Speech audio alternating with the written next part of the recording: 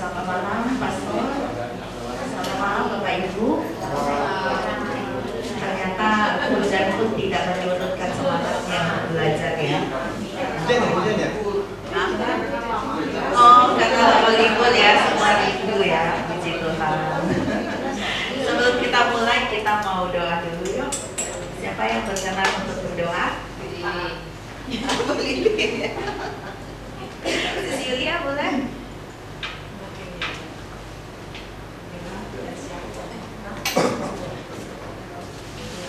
Marilah kita siapkan hati dalam pilihan kita, kita fokuskan kepada Tuhan dalam pengorbanan kita dan bersama. Allah Bapa yang Maha Kuasa, Allah Pengasih dan Penyayang, terima kasih Tuhan Engkau berikan kami kesehatan hari ini. Engkau memberkati kami dari pagi hingga siang sampai malam hari ini. Kami mengucap syukur kepadamu karena Engkau berikan kami kesehatan sehingga kami bisa berkumpul di sini. Walaupun hujan, kami tidak menurunkan hati kami untuk belajar. Dan Yesus, sebentar lagi kami mendengar firman, sebentar lagi kami mendengar kabar sukacita darimu. Tuhan, biarkanlah Pastor Poni berbicara daripadamu Tuhan, dan bukan dari hatinya, tetapi daripada Roh Kudus-Mu Tuhan. Oleh karena itu Tuhan, bersabdalah kepada kami supaya kami bisa mendengarnya. Siapkan hati kami untuk mendengar Engkau Tuhan. Dan karena itu kami selalu bersyukur dan berterima kasih. Turunkan Roh Kudus-Mu bagi kami.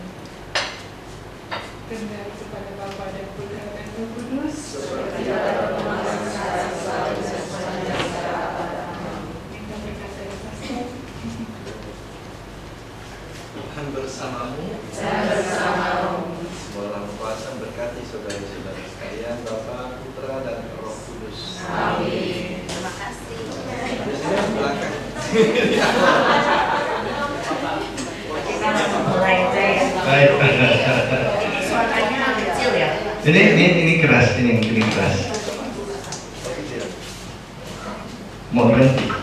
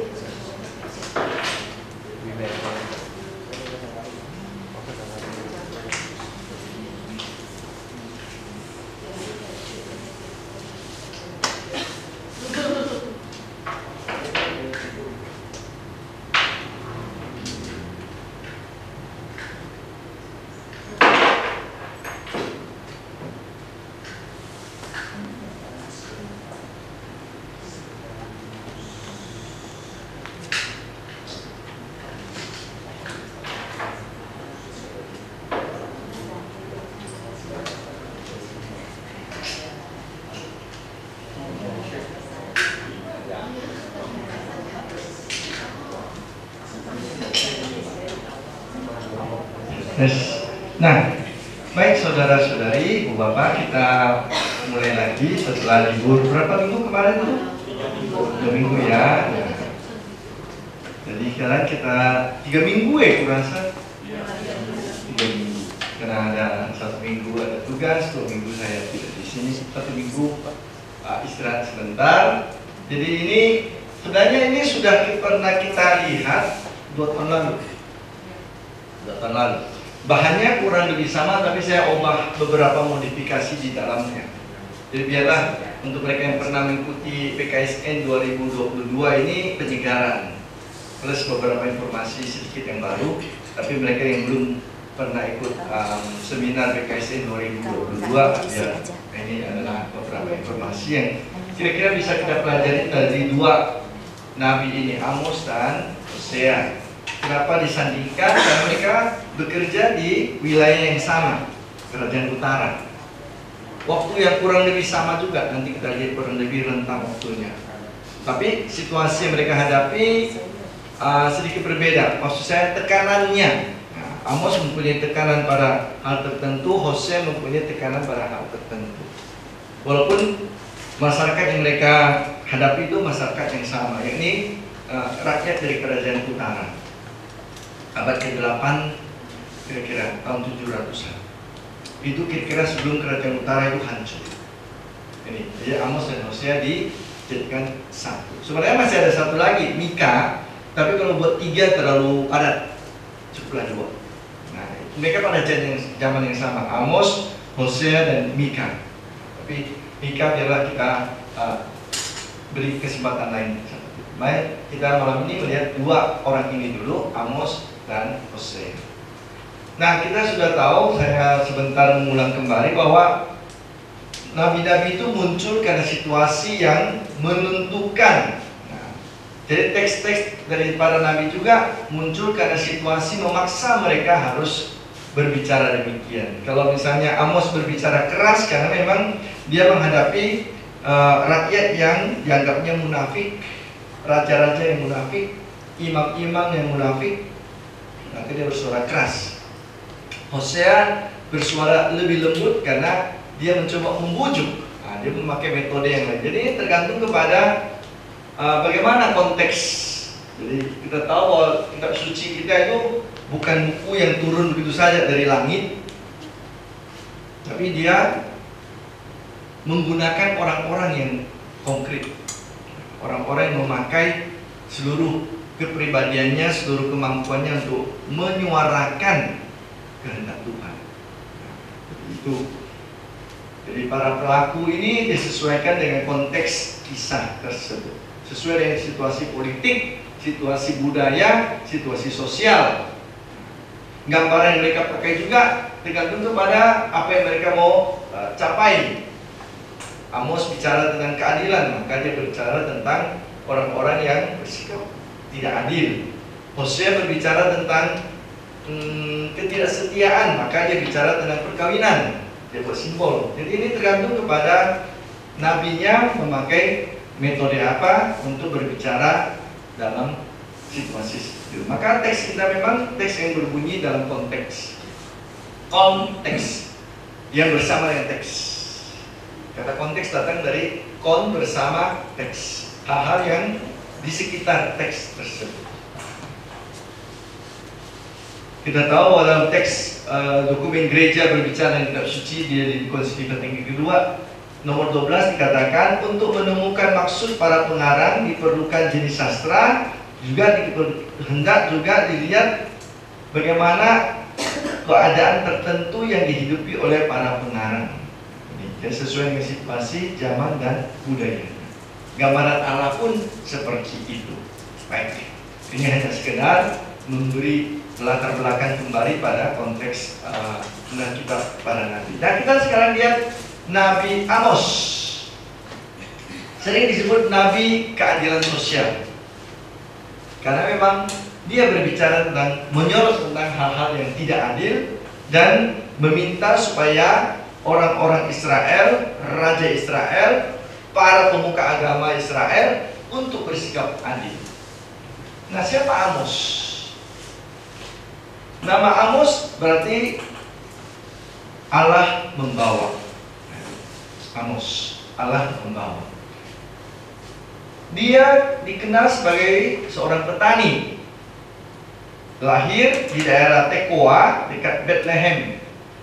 Kira-kira 7 km dari Bethlehem. Kalau jalan kaki 1 jam sedikit lah. Kalau kita misalnya dari sini kira-kira sampai di mana ya? Nah, sebelum sampai San Lorenzo deh. Karena saya sudah pernah mengukur dengan sepeda motor. Itu dari San Lorenzo sampai ke Gembalabek itu lumayan jauh. Ada hampir 9 km. Jadi kita masih di mulutnya itu. Mau STT lah. STT. Jalan kaki itu 1 jam lebih. Ya. Nanti kita lihat petanya di mana. Sebenarnya dia orang Israel Selatan. Dia di bawah. Tapi dipanggil Allah untuk bekerja ke atas, ke utara. Jadi walaupun dia orang selatan, tapi kemudian dia bekerja ke utara. Kapan dia bekerja? Ya sekitar ini abad ke-8 sebelum Masehi, 760-750 sebelum Masehi. Dia dipanggil untuk menjadi nabi di kerajaan Israel, kerajaan utara. Karena kerajaan selatan sering disebut kerajaan Yehuda. Kenapa? Karena suku yang dominan sana Yehuda. Nah, yang atas mereka pakai nama Israel. Nah, nama bapaknya yang mereka pakai Yakub. Lalu dia bekerja di masa Raja Yerobeam. Waktu itu memerintah tahun 760-50. Dan juga pada waktu yang sama Raja Uzia di selatan 783-743 ini lebih lama. Nah selain dia petani, nampaknya juga dia mempunyai pekerjaan pemanen buah arah. Buah arah. Ini tampak dari kitab Amos 7:14 dikatakan dia memanen buah arah. Nah situasi sebenarnya waktu itu tidak jelek-jelek amat di kerajaan itu. Justru itu situasi keemasan bagi kerajaan utara. Kenapa? Ekonominya bagus. Banyak investasi luar masuk, PMA, dana modal asing. Mereka banyak berhubungan dengan Syria, dengan Mesir, dengan kerajaan selatan. Pokoknya bagus, bertumbuh, ekspor hebat. Banyak juga orang asing datang, ekspatriat itu. Ya bisa kita bayangkan mungkin seperti Singapura lah ini. Kan kebanyakan banyak ekspatriat ke Singapura tuh, ekonominya jalan terus. Tapi justru disitulah masalahnya muncul. Begitu banyak orang asing masuk, kontak dengan luar begitu intensif, uang banyak, kemewahan bertambah, tapi juga datang budaya asing, budaya asing, kompetisi asing, globalisasi. Nah, istilah yang dulu kita pakai boleh lah di situ. Jadi sistem asing juga masuk, pengaruh luar juga masuk. Nah kita lihat di mana Tekoa. Ini Bethlehem. Ini kan dekat sekali. Ini tempat tinggal tempat lahir si Amos. Tapi dia bekerjanya di sini, daerah Samaria, daerah Betel gitu. Sampai nanti diusir oleh raja. Karena saking keras dia ngomong, akhirnya diusir oleh raja. Jangan lagi bekerja di sini. Dia dari selatan, dia naik ke daerah Samaria, daerah Betel. Masih Betel ini. Ini ada. Ini ibu kota waktu itu, daerah pemerintahan juga sekaligus pusat agama kerajaan utara. Kalau selatan kan di Yerusalem, sementara mereka di utara, Betel, daerah si Amos. Jadi kemajuan ekonomi ternyata membawa kemerosotan moral, kemerosotan etika. Ya bisa kita lihat sekarang beberapa contoh negara-negara maju ya. Ekonominya tinggi, tapi juga sekularisasinya luar biasa. Allah ditinggalkan. Nilai-nilai agama, nilai iman juga tidak dipedulikan lagi. Nah kalau orang tidak pedulikan moral dan agama lagi, apa yang terjadi? Maka berlakulah hukum rimba. Siapa yang kuat menindas yang lemah. Yang kaya makin kaya, miskin makin miskin. Itu yang terjadi dulu. Tidak ada yang baru di bawah matahari ya. Apa yang terjadi sekarang terjadi dulu, apa yang terjadi dulu juga terjadi sekarang. Niki nokum subsoli. Jadi ketidakadilan, korupsi, longgarnya nilai-nilai iman, agama, praktek munafik, hari Minggu saleh di gereja, hari Sabtu, Senin, Sabtu jadi iblis di luar gitu. Ya sama, Amos juga begitu. itu mengatakan para pemuka-pemuka agama di sana, liturginya bagus sekali dibuat, tapi aku muak melihat. Nah, itu istilah Allah dipakai, aku menjijik melihat persembahanmu itu. Kalau Senin sampai dengan Sabtu atau hari-hari biasa di luar hari Sabat, kalian memeras orang, menindas. Lalu hari Sabat, hari Minggu, saleh di gereja, menyumbang banyak, kolekte tinggi, percuma. Aku muak melihat persembahanmu. Aku tidak mau menerimanya lagi. Itu yang dikatakan oleh Amos. Kenapa? Praktek keagamaan yang palsu. Tak liturgi tapi hidup harian jauh berbeda dengan doa yang indah-indah yang disampaikan dalam liturgi di bait Allah tersebut. Maka orang meninggalkan kebenaran. Perbedaan kaya miskin semakin banyak. Dan terutama juga masuk budaya-budaya asing, agama asing. Yang biasalah manusia ini kalau ada yang baru, semua berpenuh-penuh sana. Coba lihat kalau buka restoran baru, kafe baru, mall baru, sama. Manusia ini rupanya dari zaman dulu sampai sekarang sekian ribu tahun sama modelnya, tidak belajar dari pengalaman. Jadi karena itu nilai iman kendor, praktek munafik bertambah, ketidakadilan makin merajalela. Amos dipanggil oleh Tuhan sebagai nabi untuk menyuarakan suara keadilan, maka disebut keadilan sosial.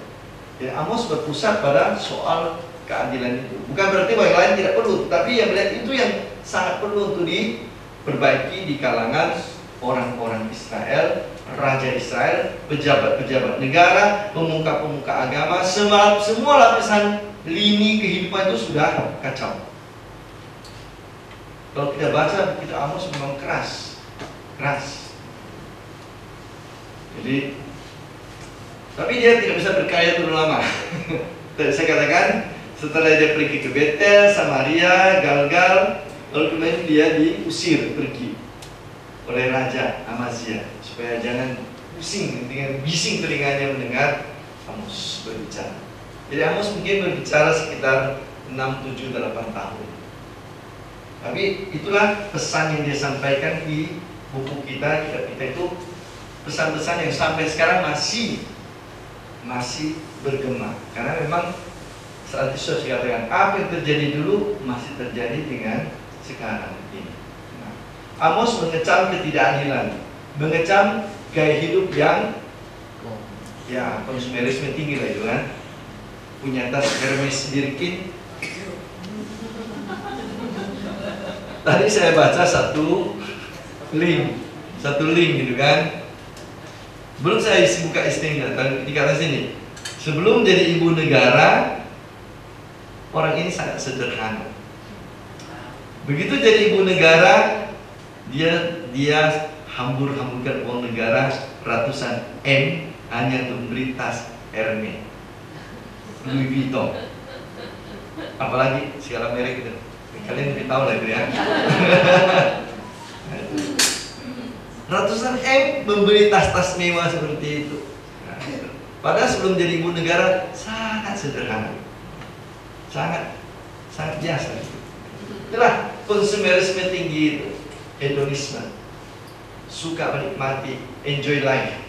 Ya. Pagi kemarin kami main-main di sini. Sekarang gampang hidup kita. Pagi kita makan sarapan di Pontianak, siang di Singapura, malamnya di Thailand, besoknya sudah di Hong Kong. Lah, dengan pesawat sekarang kan 2-3 jam sudah beres kan itu. Nah itu kayak hedonisme dan konsumerisme yang luar biasa sekarang, dan banyak orang mempraktikkannya. Kenapa? Karena punya modal kan. Lumayan kalau dia istilahnya mendapatkan dari uangnya sendiri secara halal, kerja keras, oke lah, dia hak dia kan gitu. Yang bahayanya uangnya dicuri dari orang, korupsi, lalu kemudian dia hambur-hamburkan, nah, dia curi lagi, itu yang tidak baik kan. Jadi ini munafik lah antara hidup saya ikut aktif, ikut kegiatan macam-macam, kelompok doa, devosi ini, sumbangan tinggi. Nah, di belakang dia menginjak kiri kanan itu. Jadi praktek hidup orang jadi lemah. Jadi ketika Amos mengecam, kalau kita baca kitab Amos, dia dipandang aneh. Dipandang aneh oleh kaum sebangsanya. Kenapa? Kan Nabi biasanya itu memberikan hiburan, gitu ya, memberikan semangat.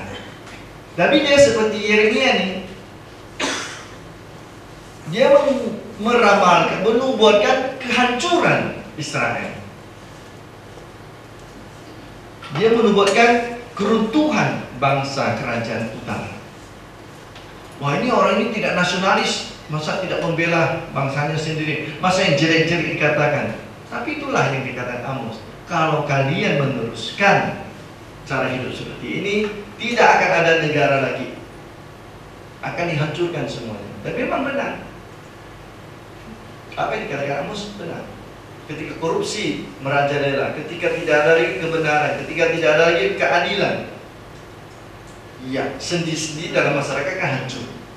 Tidak ada lagi peduli satu sama lain. Diserang orang ya kacau balau, masing-masing menyelamatkan dirinya. Baru saya mendengar bahwa sana ada rudal jalan, sudah terbang, presidennya ke sana, panglima TNI-nya ke situ, menyelamatkan diri masing-masing. Kenapa? Tidak ada lagi keikatan satu bangsa, satu keluarga besar. Karena masing-masing sudah hanya memperhatikan dirinya sendiri, tidak ada lagi ikatan. Jadi apa yang dikatakan Amos walaupun jelek bunyinya, kedengarannya, sebenarnya adalah peringatan yang memang keras untuk orang-orang Israel supaya bertobat. Dan ternyata memang gagal. Secara manusiawi sepertinya gagal. Kerajaan utara memang hancur. Jadi dia mengancam. Dia menubuatkan Allah akan menghukum keras mereka yang bersalah. Tapi Allah akan mengganjar mereka yang baik. Dia membuat memang dua sisi ya. Tapi tekanan kepada hukuman itu keras sekali. Kalau kalian tidak mau bertobat, maka masyarakat dan bangsa akan hancur. Itu jelas. Itu jelas. Nanti kita lihat contohnya. Satu perikop dengan itu. Walaupun demikian, ia tetap mau mengatakan, walaupun Allah itu keras, tegas, Allah tetap mau menolong orang-orang yang mempunyai hidup yang benar. Allah memang tetap akan bersikap adil kepada orang-orang yang memang adil, yang mau bertobat. Seperti Allah dulu membebaskan orang Israel dari Mesir, Musa, dia menghukum Firaun dan tentara-tentaranya, dia menyelamatkan orang-orang Israel. Jadi ini maksud Amos. Di satu pihak dia mengancam dengan keras, tapi di lain pihak dia mau mengatakan kalian hendaknya memperkuat iman kalian. Walaupun kalian nampaknya itu sekarang enak, nyaman, tetapi iman kalian tidak benar, maka kalian akan hancur. Tapi kalau kalian bertobat, kalian akan mempunyai harapan untuk bangkit lagi. Ini Amos.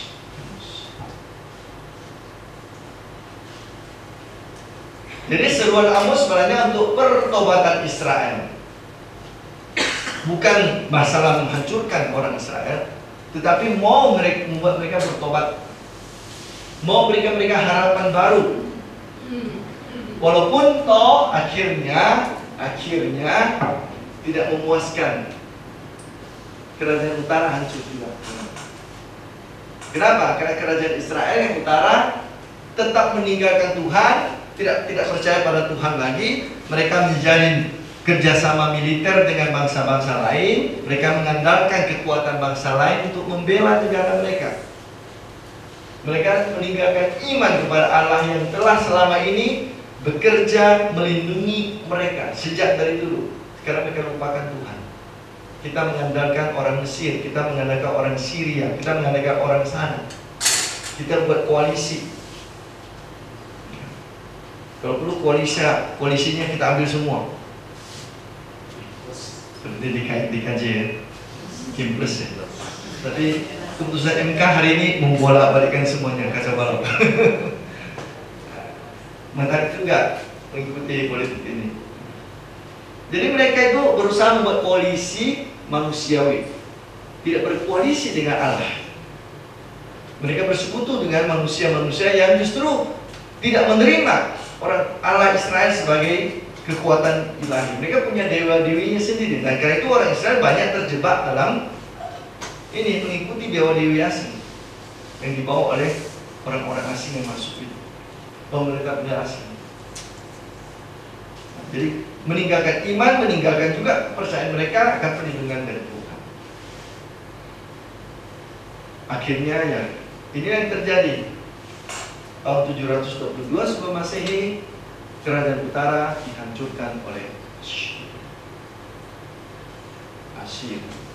Bantuan dari Mesir gagal, tidak berdaya.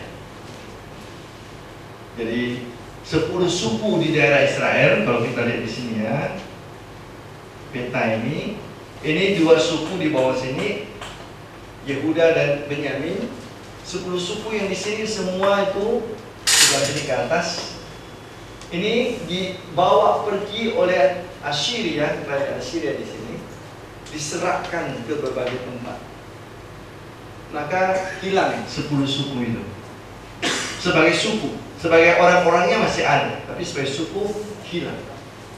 Yang tinggal di sini sebagian kecil, itulah nanti didatangkan orang-orang asing, kawin mawin di sini, sehingga mereka tidak lagi sungguh-sungguh dianggap orang Yahudi asli. Sudah campur bau darahnya, imannya, walaupun sebagian menganggap dirinya kami masih orang Yahudi loh. Masih ingat cerita Yesus bertemu dengan perempuan Samaria? Kami masih punya Allah, kami menyembah Allah di mana? Di gunung Gerizim. Kalian menyembah Tuhan di Yerusalem, kami di gunung Gerizim. Kami masih punya Taurat Musa. Tapi orang Yahudi yang sebelah sini mengatakan Taurat Musa kalian sudah campur bau, sudah macam-macam masuk unsur-unsur asing. Jadi orang Samaria yang disebutkan oleh kitab suci Perjanjian Baru adalah orang-orang kerajaan utara yang telah kawin-mawin dengan bangsa-bangsa asing ketika kerajaan utara dihancurkan oleh Asyir. Hancur, tidak ada lagi utara, habis.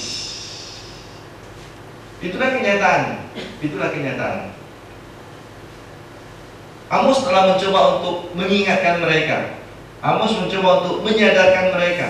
Amos mencoba untuk mewartakan dengan tegas dan keras. Allah akan bersikap seperti ini kepada orang yang sesat dan jahat. Allah akan memperhatikan orang-orang yang adil dan benar, tetapi mereka memilih yang di sini. Kenyataannya itulah yang terjadi. Jadi bukan Amos yang gagal dalam arti tidak berguna pesannya. Pesannya tetap berguna, hanya menyentuh sebagian kecil orang. Tetap selalu ada yang mau bertobat, tetapi sebagian besar tidak mau mendengarkan cerita atau nubuatan dari Amos. Nah, kita lihat contoh Amos bab 5 ayat 14-17. Coba kita baca pelan-pelan 4 ayat ini sama-sama. Carilah yang baik, jangan yang jahat, supaya kamu hidup. Dengan demikian Tuhan Allah semesta alam akan menyertai kamu.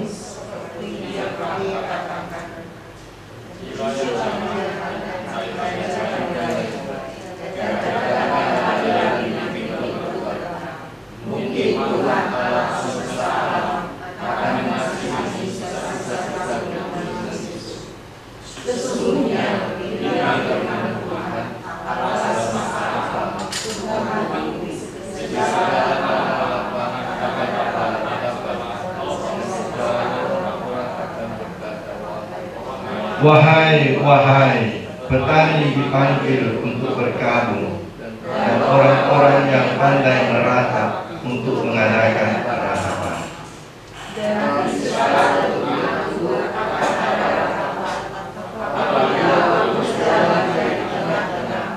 Firman Tuhan. Jadi Amos sudah mengatakan dengan jelas di awal, cari yang baik, jauhi yang jahat,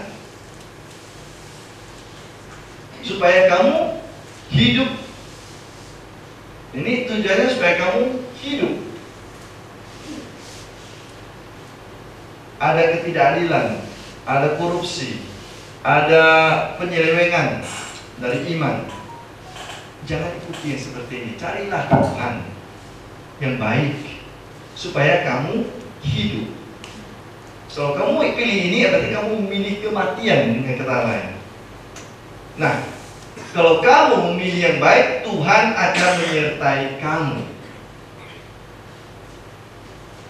Kamu berdoa, Tuhan sertailah kami, Tuhan tolonglah kami, tetapi kelakuanmu itu justru tidak percaya pada Tuhan.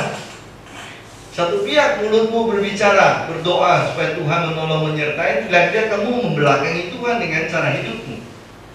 Jadi kamu memilih kematian, bukan memilih hidup. Bencilah yang jahat, cintailah yang baik. Jadi sama ini, hanya dibalikkan saja. Sistemnya kan ini ya, ini ke sini, ini ke sini. Ini gaya Kitab Suci sering begitu. A, B, B, A gitu. Jadi carilah yang baik, jangan yang jahat. Bencilah yang jahat, cintailah yang baik. Diulang ayat berikutnya, menekankan kembali itu baik dan jahat, pisahkan dengan jelas, jangan diabu-abu. Tidak tahu kemana, apakah dia memang orang baik atau orang jahat. Dia mengikuti terus arah angin. Wah, ini kalau di sini banyak orang nih, kita ke sana. Ini tidak ada temannya, udah kita singkiri. Jadi melihat terus arah angin. Jangan seperti itu. Kata Amos, pilih benar yang baik, jauhi yang jahat. Jika ya, katakan ya. Jika tidak, katakan tidak. Lebih dari itu datang dari si jahat. Maka tegakkanlah keadilan di pintu gerbang. Kenapa pintu gerbang? Karena zaman dulu orang-orang kalau mengadakan rapat, pintu gerbang kota jadi tempatnya. Semacam gedung MPR lah, DPR sih. Jadi orang-orang kalau mengadakan rapat berbicara tentang masalah penting dalam suatu tempat kota, tempatnya adalah pintu gerbang. Maka Stefanus dibunuh di pintu gerbang. Tempat pengadilan, tempat rapat umum. Jadi kalian harus jelas, tegakkan keadilan di pintu gerbang. Jangan malu-malu kucing. Kalau mau jadi saksi yang benar, benar-benar terang benderang bila orang. Jangan malu-malu kucing, jangan segan. Maka Tuhan semesta alam akan mengasihani sisa-sisa keturunan Yusuf. Dipakai Yusuf ya di sini ya, bukan keturunan Israel. Karena Yusuf kan dikenal sebagai anak yang saleh, anak yang benar-benar beriman. Baik, jadi kalau kita lihat, perhatikan dengan baik ini, mencari yang baik, mengusahakan sifat yang sejalan dengan iman kepada Tuhan. Kalau Tuhan baik, maka kita mencari yang baik. Berarti kita mencari Tuhan. Yesus ini mengatakan, mengapa kamu sebut aku baik? Yang bacaan kemarin ya, hanya satu yang baik, yakni Tuhan. Kalau Yesus Sisi mengatakan juga begitu. Doanya bagus sekali. Engkaulah yang baik, satu-satunya yang baik, kebaikan tertinggi. Jadi mengembalikan kebaikan kepada Tuhan. Maka orang yang mencari yang baik akan membawa akibat baik. Kalau saya mencari yang baik, maka saya mengusahakan yang baik. Nah, ini sama dengan doa loh. Mengapa doa itu punya daya? Ketika kita berdoa, Tuhan, semoga Engkau menurunkan benih kejujuran di tanah air kami. Maka doa itu membuat kita sendiri harus berlaku jujur. Tuhan, semoga semakin banyak orang mengusahakan perdamaian sehingga dunia ini menjadi semakin damai. Kita juga diajak untuk hidup damai. Itu doa. Jadi doa itu punya daya untuk mengubah diri. Bukan memberikan Tuhan seluruh kerjanya, ini urusanmu Tuhan ya, saya sudah doakan ya. Nah, sekarang saya tunggu. Enggak. Doa itu membuat kita sendiri harus mengerjakan apa yang kita doakan. Jadi ini sama. Kalau kita mencari yang baik, maka kita juga mencoba merancang yang baik, melakukan yang baik. Kebaikan bukan ide, kebaikan adalah komitmen, sikap berubah. Menjauhi yang jahat. Jadi kalau kita mencari yang baik, maka otomatis sudah menjauhi yang jahat. Sama dengan kita menghidupkan lampu, maka otomatis gelap hilang, kan itu. Itu dua hal yang tak bisa disatukan, terang dan gelap, baik dan jahat. Kalau kita memadamkan lampu, berarti kita mengundang kegelapan. Nah, kalau kita mencari yang baik, otomatis kita menjauhi yang jahat. Jadi jahat artinya tidak ada kebaikan. Ya, jahat itu sama dengan tidak ada kebaikan. Lawan itu. Ada orang kecelakaan di pinggir jalan atau jatuh ke sungai. Saya tidak berbuat jahat loh, saya tidak mendorong dia, tapi saya biarkan dia tenggelam di sungai. Itu saya berbuat jahat. Kejahatan itu ketiadaan kebaikan. Kalau kita tidak berbuat baik, karena kita bisa, kita sudah masuk dunia kejahatan secara pasif. Bukan aktif, saya tidak membunuh orang, saya tidak menodong, saya tidak menipu, tapi ketika saya membiarkan kesempatan berbuat baik itu lewat, lalu kita sudah masuk dalam dunia kejahatan. Jadi setan sebenarnya tak usah menggoda orang berbuat jahat. Setan cukup membuat orang tidak berbuat baik. Sudah masuk dalam cengkeramannya itu. Jadi baik dan jahat tidak bisa bersatu. Walaupun dalam dunia kita tetap ada dalam hati kita ini separuh. Ini seperti malaikat sini kan, lalu sini muncullah setan Trisulan. Dalam diri kita bergumul ini dua ini. Baik. Jadi kita bukan hanya diharap menjauhi, tapi juga membenci yang jahat. Tapi Yesus tidak mengajar kita membenci orangnya, ya. Cintailah musuh-musuhmu. Orangnya bisa ditobatkan, sifatnya itu jangan. Ya, ikuti sifatnya, tobatkan orangnya. Jadi dengan demikian kita membenci kelakuan itu, sifat itu. Apa wujud kita membenci itu? Kita menghapus yang jahat, menghapus ketidakadilan, menjauhi tindakan yang tidak benar. Nah, orang bisa memang tidak adil karena apa? Mungkin tidak mengerti dengan baik. Bukan salah dia, ya. Bisa juga salah pemahaman, diajarkan yang salah. Dia kurang pengetahuan, itu perlu kita sadarkan. Atau mungkin ada orang tahu tapi malas. Saya tahu bahwa sebenarnya tidak baik. Suruh saya perbaiki, aku malas sekali.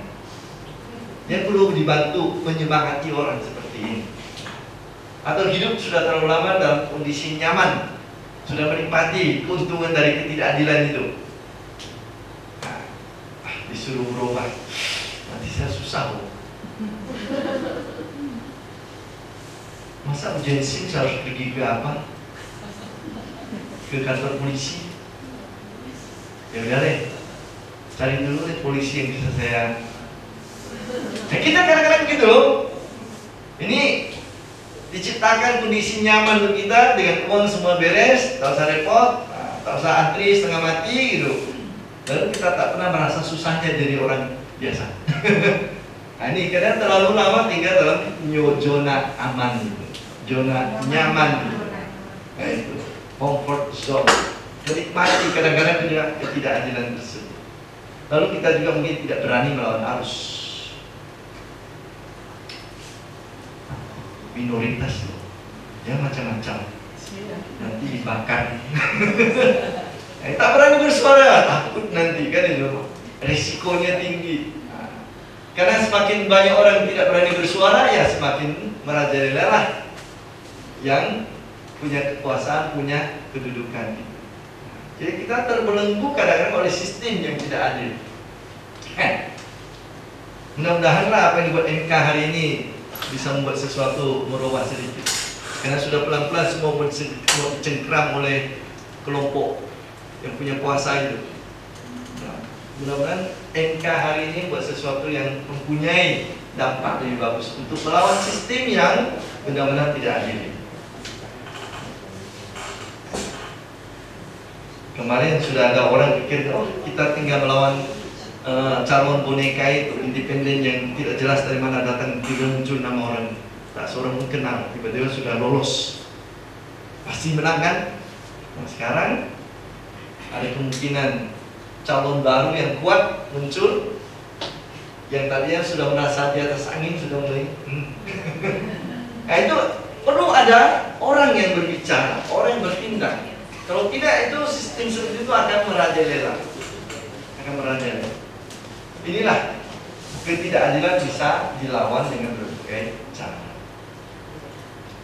Jadi terbuka di pintu gerbang tadi, dan ini memang perlu bantuan dari banyak orang. Cobalah tahun 98 itu, kalau memang mahasiswa tidak bergabung jadi satu, orang-orang muda ya, mungkin kita masih dalam suasana yang lama ya. Kalian yang masih kecil mungkin belum mengerti situasi di bawah tahun 98.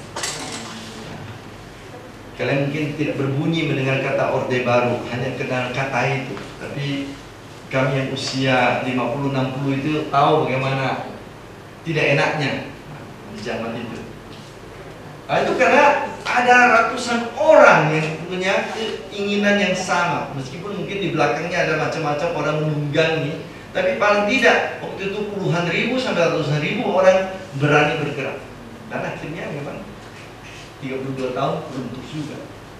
Walaupun sekarang coba-coba bangkit lagi lewat cara lain. Tapi ya, ini ketika disampaikan dengan terang benderang, didukung banyak orang, maka harapan itu bukan sekedar ilusi lagi.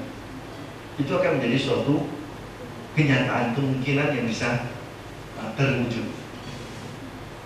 Sehingga seperti dikatakan tadi oleh Amos, keadilan adalah sungguh-sungguh memberikan pada orang apa yang menjadi haknya. Apa itu keadilan? Memberikan kepada orang apa yang menjadi haknya, apa yang menjadi kebutuhannya. Ya, keadilan bukan sama rata sama rasa. Saya dapat 100.000, maka yang lain dapat 100.000 juga. Bukan itu.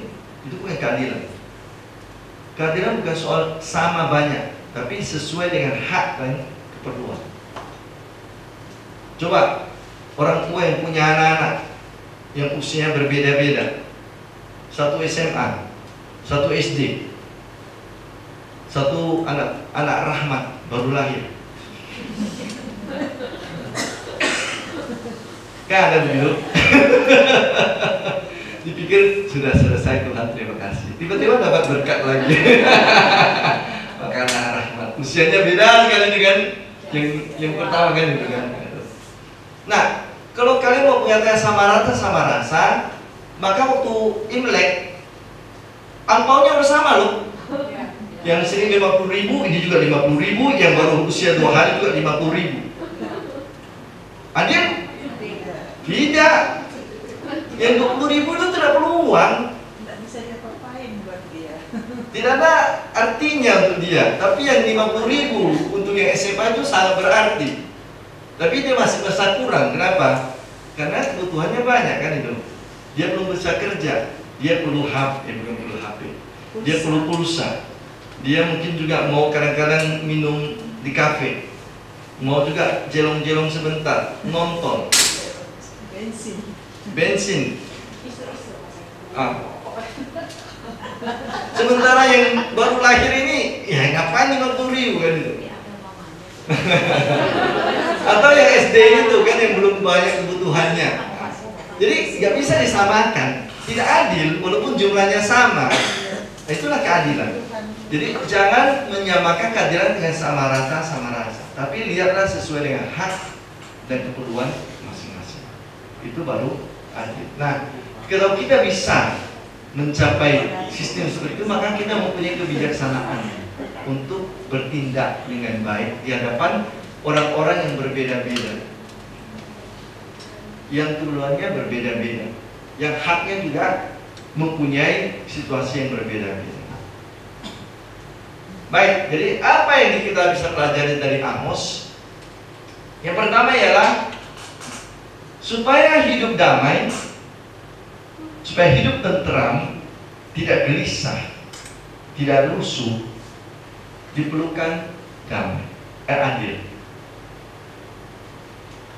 Syarat kita untuk mencapai hidup damai dengan diri kita sendiri, dengan orang lain, dengan Tuhan adalah bersikap adil dalam hidup kita.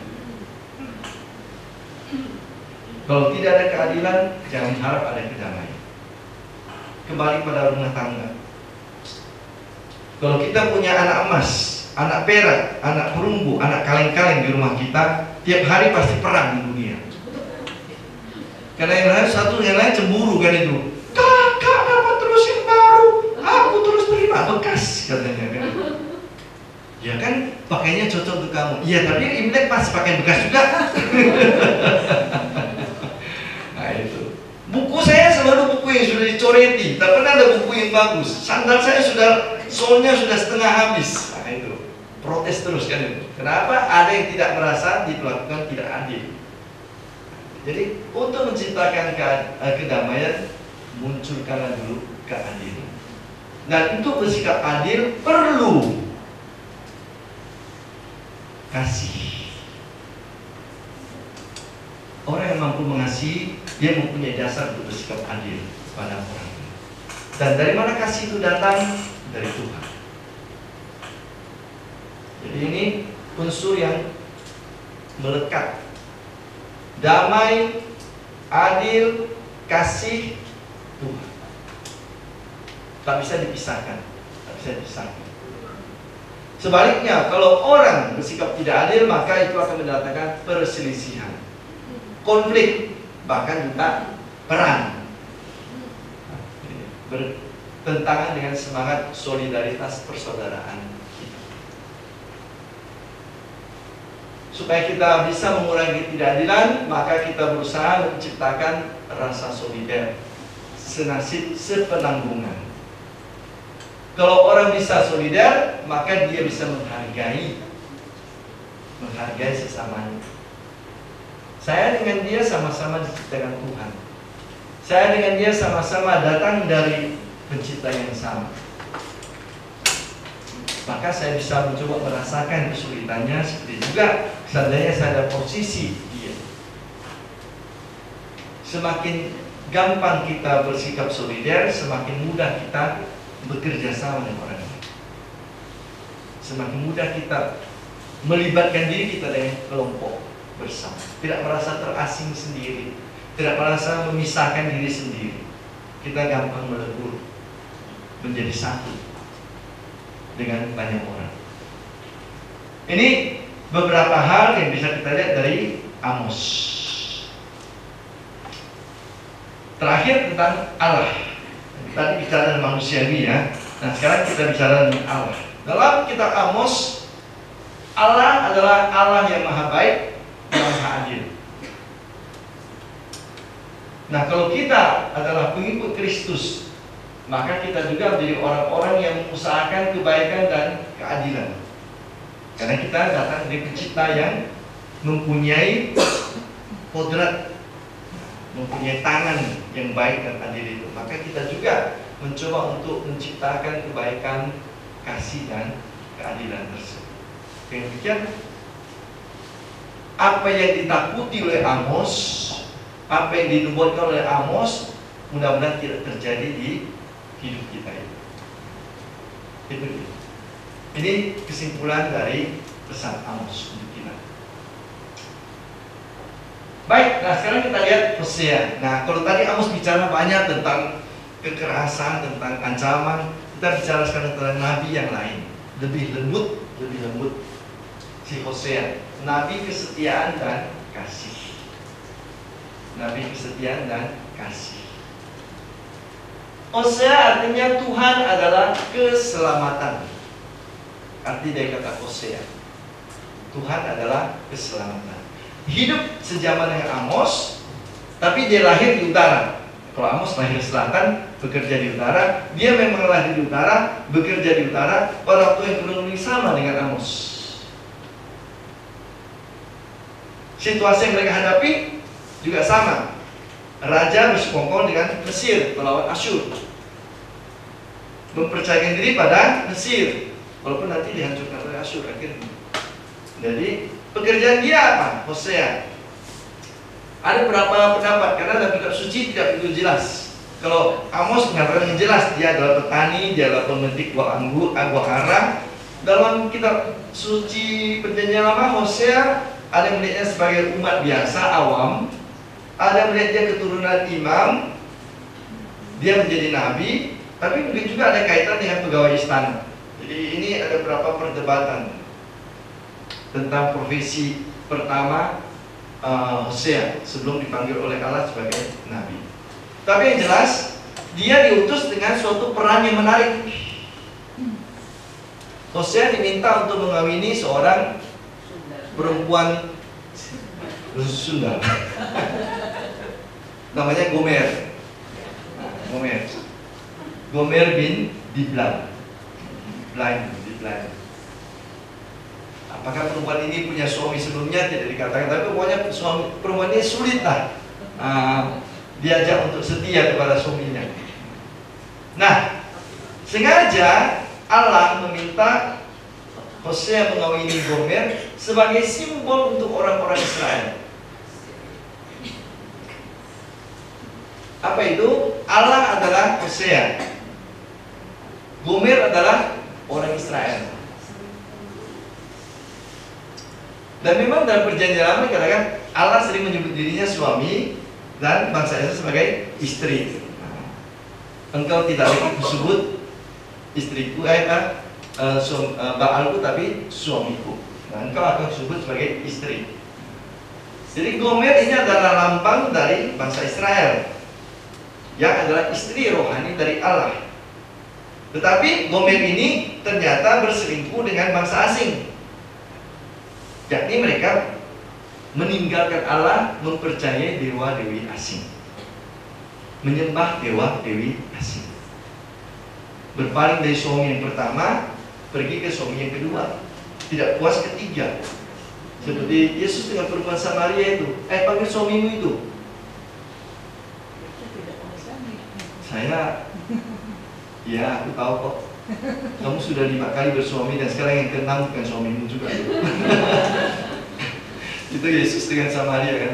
Itu dia dikatakan begini. Jadi si Gomer ini sering berselingkuh, artinya dia memang meninggalkan kepercayaan kepada Tuhan Israel, Allah Israel, kepada tanda petik Yahweh, melupakan Allah suaminya dan pergi kepada bangsa asing. Siapa bangsa asing ini? Mesir.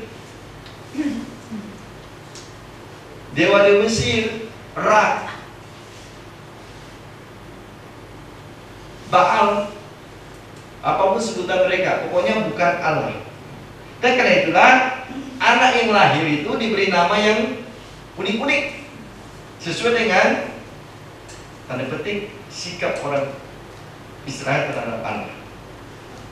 Yang pertama, Israel namanya.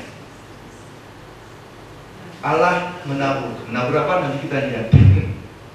Anak kedua namanya Lo, Ruhama. Lo artinya jangan atau tidak. Ruhama artinya dikasihi. Jadi anak kedua namanya Lo Ruhama, tidak dikasihi. Tidak dikasihi Allah lagi.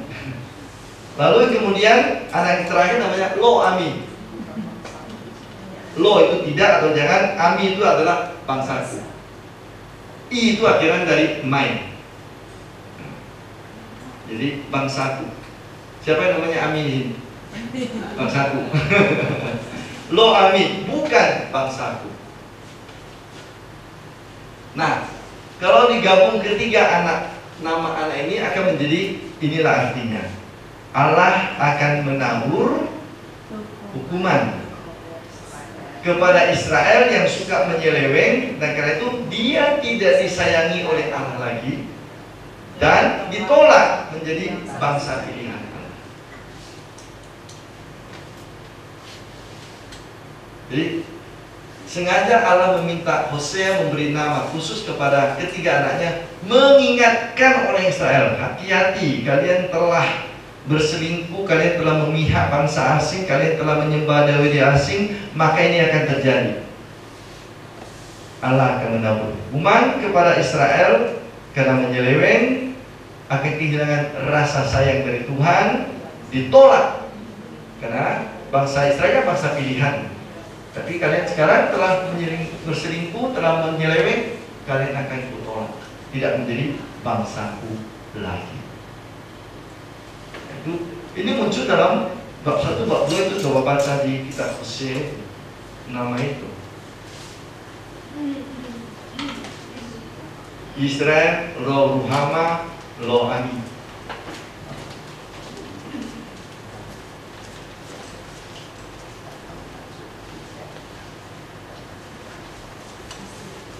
Baik, silakan.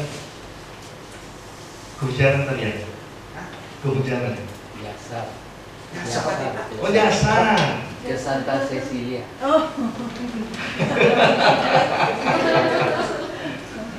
Gembala baik di Sisilia. Ini yang susah ini. Cecilia bukan gembala baik. Orang pikir Sisilia itu gembala baik karena nama sekolah gembala baik itu besar-besar situ. Sementara papan Santo Sisilia itu kecil. Tertutup lagi pohon-pohon di bawah lagi. Sudah pernah saya dulu berjanji dengan satu pasang, ayo, saya bilang jam sekian, hari sekian ya, saya tunggu di Gembala Baik. Yo, tahu tempatnya? Tahu, Pastor? Tahu. Sudah 50 menit, kok belum datang-datang. Saya turun di bawah, akhirnya WA dengan dia. Di mana kalian? Loh, kami sudah menunggu dari sini, Pastor, sudah setengah jam yang lalu. Saya sudah 20 menit menunggu kalian, nggak muncul-muncul. Kalian di mana? Bukan di Ahmad Yani itu. Alamak. Kalian nggak lihat papan namanya itu? Iya, lihat papan nama itu, Gembala Baik. Itu nama sekolah, saya bilang. Jangan masuk dari sekolah, masuk dari pintu gereja. Itu Sisilia, saya bilang. Oh, sampai Sisilia. Dan kadang-kadang terpaksa pakai kelas Senghi supaya orang kenal. Karena sebenarnya ada satu Gembala Baik kan, tidak ada dua. Gembala Baik Senghi. Tapi mana Gembala Baik yang lain? Sekolah mereka. Karena itu papan nama Sisilia itu kecil dan di bawah tertutup pohon-pohon juga. Nah itu. Jadi akhirnya orang pikir tuh Gembala Baik versi kedua, versi pertama ini. Baik, kita kembali ke sini.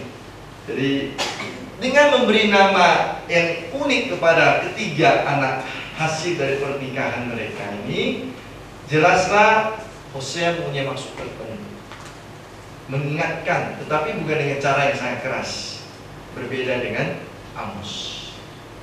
Di sini dia tidak memberi tekanan pada soal hidup sosial, keadilan, tapi pada soal iman. Dan tekanan Hosea pada iman orang Israel. Walaupun nanti itu berpengaruh pada hidup sehari-hari juga mereka, tetapi yang menyorot langsung ke akar persoalan orang Israel, ketidaksetiaan mereka kepada Tuhan Israel. Walaupun demikian, Hosea itu tidak mau membuat orang Israel itu menjadi patah hati. Ia tetap memberikan pada mereka pengharapan. Allah adalah suami yang selalu bersedia menerima istri, walaupun istrinya itu sudah berkhianat. Entah mereka menyembah dewi asing, mereka mencampur adukan antara iman Israel dengan agama tetangga. Ya sama seperti kita ini kadang-kadang kan, hari Minggu ke gereja, sudah itu hari Senin dia pergi ke loya, hari Selasa pergi ke dukun, hari ke itu kita ini hidup sinkretis juga ini kadang-kadang. Sebentar lagi berubah. Oh iya boleh, tanggal sekian bagus, boleh nggak? Bagus nggak?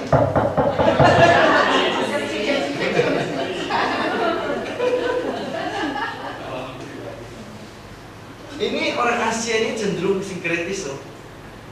Orang Asia cenderung sinkretis, mencampur adukan banyak hal.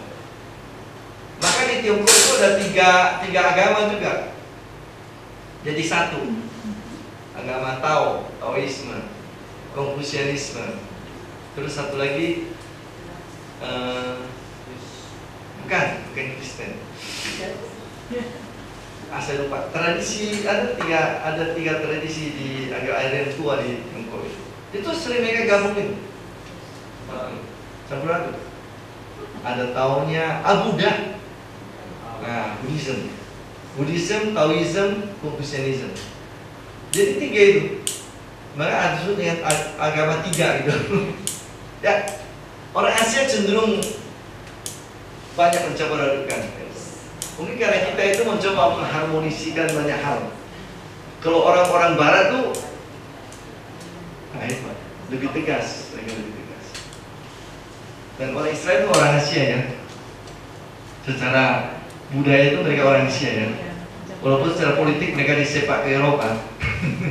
Karena tetangganya semua tidak mau terima dia kan, dan disepak ke Eropa. Politik itu, olahraga juga begitu. Tapi secara budaya itu budaya Asia, budaya Timur Tengah, budaya Asia. Jadi Hosea tetap memberikan kepada orang-orang Israel suatu pengharapan. Walaupun kalian telah berselingkuh, walaupun kalian menyembah dewa asing, walaupun kalian berpaling dari Tuhan, Allah tetap memberikan kesempatan baru. Allah tetap ingin kalian kembali kepadanya. Allah tetap ingin kalian menjadi anak-anaknya. Dia adalah suami yang setia, meskipun istrinya sering tidak setia. Jadi memberikan pengharapan baru kepada keluarganya, kepada. Nah, cerita Hosea juga dia cukup panjang, tahun 750 mungkin sampai dengan 720, ya 20, tidak sampai 720, 730 mungkin sekitar 20 tahun dia mencoba berkarya, walaupun toh tidak selalu berhasil, juga karena memang orang Israel zaman itu ya terlalu terlena dengan tadi saya katakan mereka orang kaya, makmur, ekonomi bagus, kemudian kontak dengan orang asing banyak, dan mereka larut di dalam kesenangan seperti itu. Nah, kita coba lihat wajah Hosea. Satu teks ini menarik kalau kita baca teks ini. Saya sengaja pilih beberapa teks, meninggalkan beberapa catatan kecil yang tidak terlalu mempengaruhi. Jadi saya loncati 13, 14, 15, 16, 18, 19, 22. Coba kita baca berselang-seling. Kita mulai dengan sebelah kanan dulu. Sebab itu sesungguhnya aku ini akan membujuk dia dan membawa dia kepada mengeluh dan bicara menenangkan hatinya. Sambung. Aku akan memberikan kata-katanya burung anggurnya dari sana dan membuat pengharapan jadi pintu pengharapan. Maka dia akan merayakan diri di sana seperti pada masa mudanya, seperti pada waktu dia yang akan keluar dari tanah Mesir. Maka pada waktu itu demikianlah firman Tuhan, engkau akan memanggil aku suamiku dan tidak lagi memanggil aku Baalmu. Lalu aku menjauhkan nama dari mulutmu, maka nama mereka tidak lagi disebut. Aku akan menjaga perjanjian istriku untuk selama-lamanya, dan aku akan menjadikan engkau istriku dalam keadilan dan kebenaran, dalam kasih setia dan kasih sayang. Aku akan menjadikan engkau istriku dalam kesetiaan, sehingga engkau akan mengenal. Aku akan melakukan dia bagiku di bumi, dan akan menyayangi rumah. Dan aku berkata kepada rohani, umatku, engkau, dan dia akan berkata, Allahku. Kalimat terakhir menarik sekali. Baik, kita mulai dari kalimat pertama. Kita bahas pelan-pelan. Sesuai itu sesungguhnya aku ini akan membujuk dia dan bawa dia ke padang gurun dan berbicara menenangkan hatinya. Ini adalah ungkapan Allah yang ditujukan kepada siapa dia ini? Orang Israel. Jadi Allah seperti bicara dengan Hosea, sesungguhnya aku akan memujuk dia, ini orang Israel ini, istriku itu, dan bawa dia ke padang gurun dan berbicara menenangkan hatinya. Mengapa bawa orang Israel ke padang gurun? Padahal padang gurun kan tempat yang kering kan itu, tidak ada air panas. Itu satu sisi dari padang gurun, alam. Tapi dalam teologi orang Israel, padang gurun adalah tempat di mana mereka merasakan sungguh-sungguh perlindungan Tuhan. Coba bayangkan Musa membawa orang berkelana 40 tahun di padang gurun. Logikanya nggak masuk di akal. Saya dulu sudah pernah mengatakan berapa jumlah orang yang dibawa Musa ke padang gurun? 400.000 laki-laki. Belum terhitung suami istrinya, belum terhitung anaknya, mertuanya, orang tuanya, dan bangsa-bangsa asing yang keluar dari Mesir bersama dengan Musa dan rombongan Israel. Ya kalau dihitung semua itu berapa orang nanti? Jutaan kan? 40 tahun beri makan.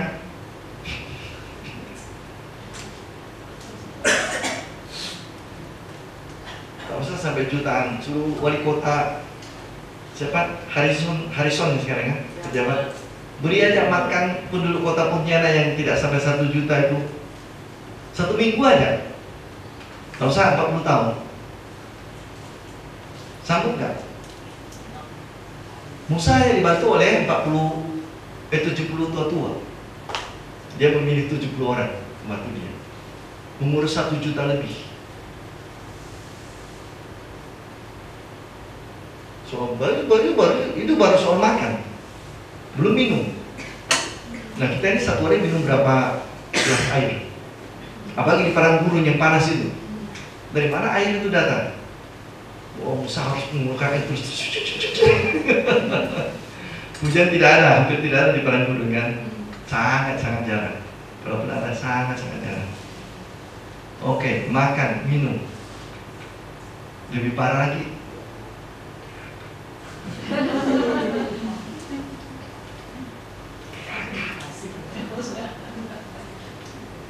Memangnya ditahan 40 tahun dulu nggak keluar-keluar. Pakaian, tempat tinggal, mau berapa hektar untuk pasang tenda ini. Nah, Allah memelihara orang Israel 40 tahun di padang gurun. Allah melindungi mereka dari gigitan ular. Cerita ular berbisa itu. Lalu kemudian melihat Nehustan. Tahu Nehustan? Itu patung ular di atas. Itu yang menjadi lambang sekarang apa? Apotek, dunia medis. Itu dari kitab suci loh, simbol itu ular yang di atas tiang itu. Apotek sekarang begitu. Nehustan namanya, Nehustan. Jadi padang gurun bukan hanya soal panas, bukan hanya soal kering, soal tidak ada hujan. Padang gurun adalah bagi orang Israel adalah tempat di mana Allah sungguh-sungguh menaungi, melindungi, memimpin, menjaga mereka 40 tahun. Sehingga mereka tidak kekurangan makanan, minuman, pakaian, tidak sulit mencari tempat BAK, BAB, tempat tinggal. Jadi aku akan bawa dia ke padang gurun, berarti aku akan bawa dia ke masa di mana sungguh-sungguh aku dan dia itu hidup dalam kasih. Di padang gurunlah Allah mengangkat orang Israel menjadi bangsa terpilih ya di Gunung Sinai. Pak Darius udah lihat Gunung Sinai kan? Udah naik kan?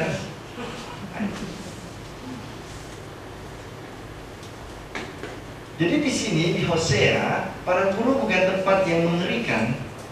Padang gurun adalah tempat di mana mereka berbulan madu dengan Tuhan. 40 tahun berbulan madu dengan Tuhan. Karena itulah Allah mengatakan, aku akan memujuk dia dan membawa kamu ke tempatku di mana kita dulu berkasih-kasihan, di mana kita dulu hidup dalam cinta kasih, dalam kesatuan. Mari kita bernostalgia dulu. Suami istri ini sudah perang dunia terus nih. Sudah datang kepada pastor. Jadi kalian ini sudah kehilangan memori indah.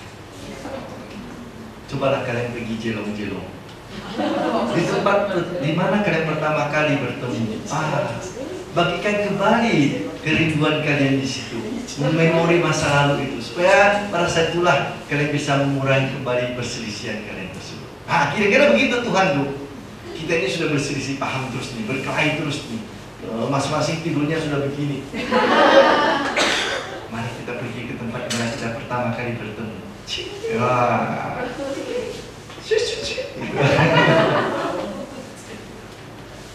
Dan berbicara menenangkan hatinya. Ini kalimat yang sangat halus. Bahasa Ibraninya sebenarnya mau mengatakan, aku akan merayu engkau kembali. Aku akan pakai kembali kata-kata rayuan. Yang berbicara menenangkan hatinya itu bukan seolah kamu sedang gelisah, galau, tenang-tenang. Bukan itu. Tapi sih artinya kita sedang bercumbu rayu. Jadi orang lain tak usah dengar ya. Manisku sayang. Berpatah hatiku. Saya ingat lagi lelucon yang sudah saya ceritakan dulu. Manisku sayangku, darling, honey. Sampai usia 80 tahun, 90 tahun masih pakai honey, sayangku, manisku, buah hatiku. Jangan bilang-bilang. Karena dari 10 tahun yang lalu aku sudah lupa namanya.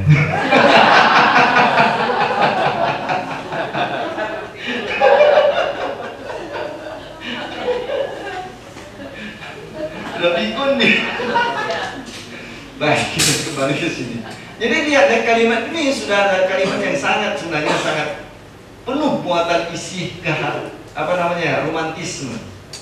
Romantisme masa muda orang Israel dengan Allah. Nah, kalau kita baca begitu saja, mungkin kita tidak terlalu menangkap itu ya.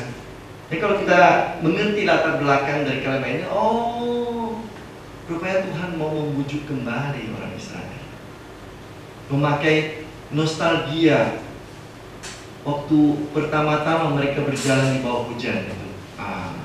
Sepanjang jalan kenangan kita selalu. Kira-kira begitu. Lalu lihat lagi kalimat berikutnya ya, ayat 14. Aku akan memberikan kepadanya kebun anggurnya dari sana dan membuat lembah Akor menjadi pintu pengharapan, maka ia akan merelakan diri di sana seperti pada masa mudanya, seperti pada waktu dia berangkat keluar dari tanah Mesir. Nah, inilah menjelaskan ini. Di tempat yang kering itu justru kita menemukan cinta kita yang indah. Di mana tempat yang kering itu kita akan mempunyai pengharapan baru. Kita akan punya kebun anggur dengan buah yang melimpah, yang buahnya manis besar itu. Lembah Akor itu artinya lembah yang kering itu ya, padang gurun itu.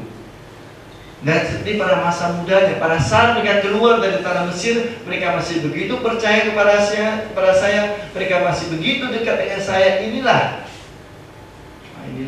orang Israel pada waktu itu. Itu yang mau kuinginkan orang Israel seperti itu. Pada saat mereka sungguh-sungguh hidup tergantung dan menyatu dengan saya sebagai bangsa dengan Allah. Nah, pada waktu itulah demikian firman Tuhan, engkau akan memanggil aku suamiku. Dan aku tidak lagi memanggil aku Baalku. Lihat, dia mempertentangkan Israel dengan Mesir, dewa-dewi asing. Orang Israel akan kembali memanggil Allah sebagai yang terkasih. yang kukasihi, suamiku lah engkau. Bukan lagi dewa-dewi asing yang dipanggil, yang disembah, yang didoakan. Tapi mereka berdoa kepada Tuhan kembali sebagai Allah yang dekat dengan mereka. Maka aku akan menjauhkan nama para Baal dari mulutmu, dan akan nama mereka tidak lagi disebut. Engkau tidak lagi berdoa kepada orang-orang asing, dewa-dewi asing. Dari mulutmu muncul kata Yesus,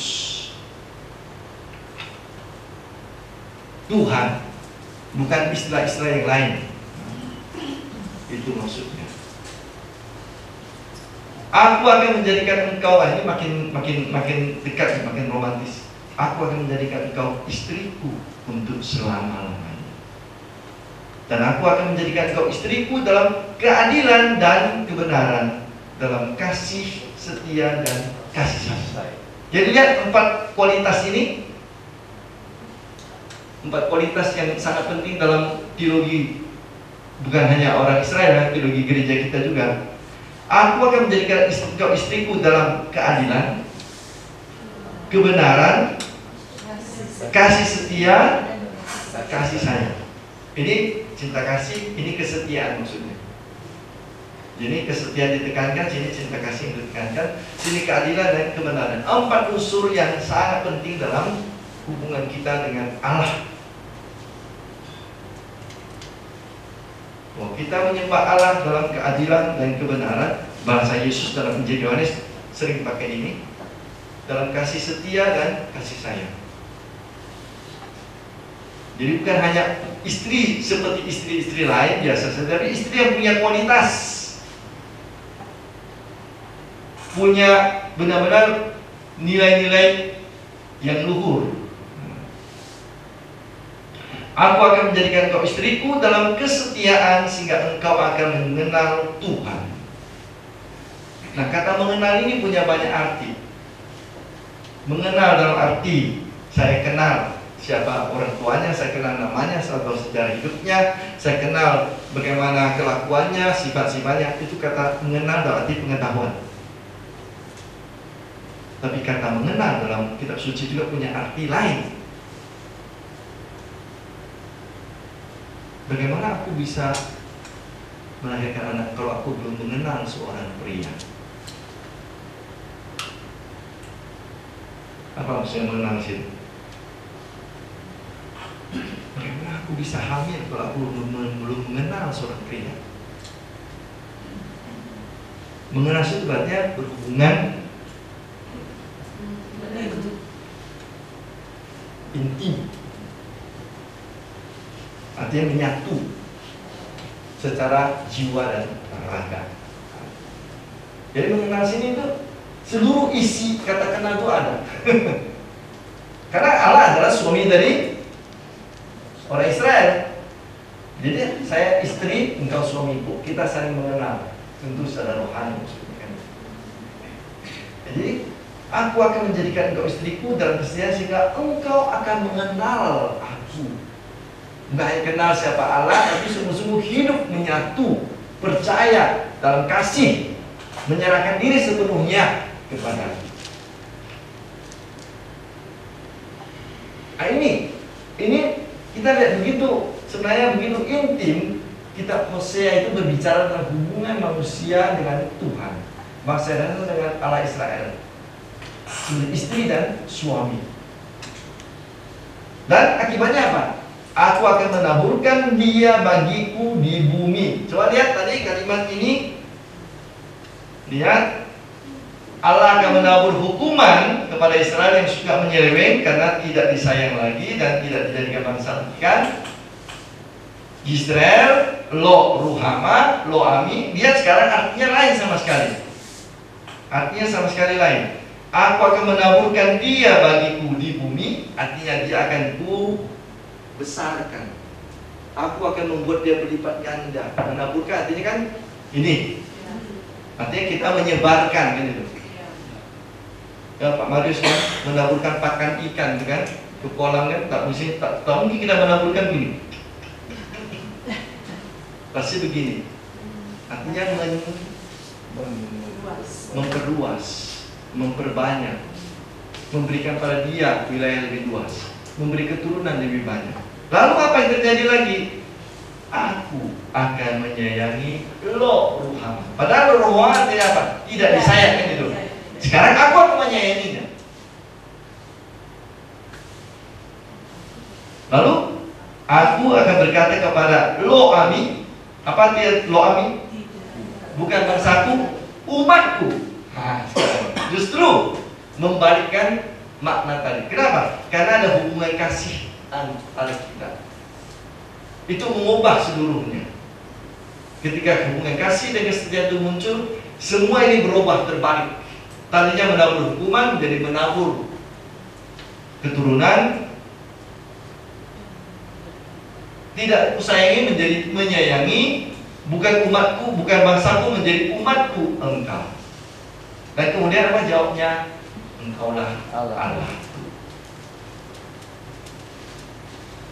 Jadi tadi bab 2 ini saja, dari sekian ayat yang kita lihat, kita sudah bisa melihat bagaimana tekanan dari kitab Nabi Hosea.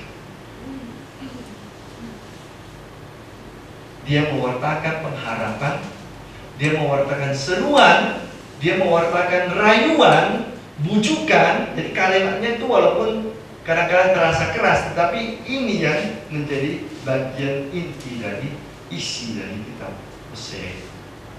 Dia mau menarik kembali orang-orang Israel kembali ke pangkuan, percaya kembali kepada, menyembah Dia, supaya jangan berpaling kepada bangsa asing, menyembah dewa-dewa asing, mempercayakan diri kepada kekuatan asing, percayakan diri kepada suamimu. Ini loh, aku loh suamimu, aku akan setia padamu dalam untung dan kemenangan, sehat dan sakit, seumur hidupku, until death parts, kata orang Inggris.